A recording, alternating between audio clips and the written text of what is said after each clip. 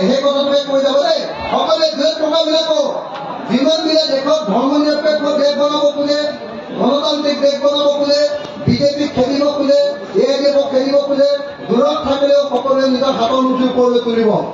হাতৰ মুঠিৰ ওপৰলৈ তুলিছে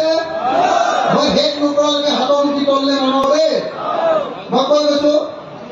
আজি গোৱালপাৰা জিলাৰ বালাপাৰাত অনুষ্ঠিত হোৱা বিশাল গণসমাৱেশত ৰাইজে সংকল্প গ্ৰহণ কৰে যে 2024 চনৰ লোকসভা নিৰ্বাচনত আমি সকলোৱে বিজেপি আৰু সাম্প্ৰদায়িক এআইডিএফক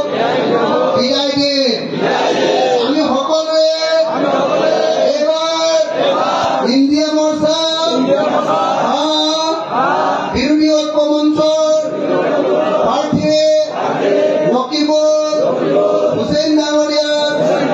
হাতৰ চিনত ভোট দিম আমি ভাৰতৰ সংবিধান ৰক্ষা কৰিম আমি ভাৰতক গণতান্ত্ৰিক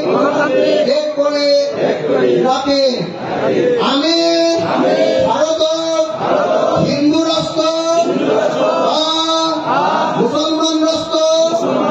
কৰিবলৈ নিদিওঁ ভাৰত ধৰ্মনিৰপেক্ষ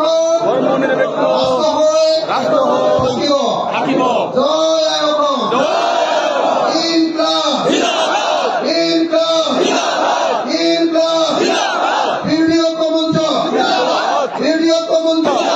মই কম বিজেপি আপোনালোকক ক'ব গো বেক মই কম এআইডিএফ আপোনালোকে ক'ব গো বেক বিজেপি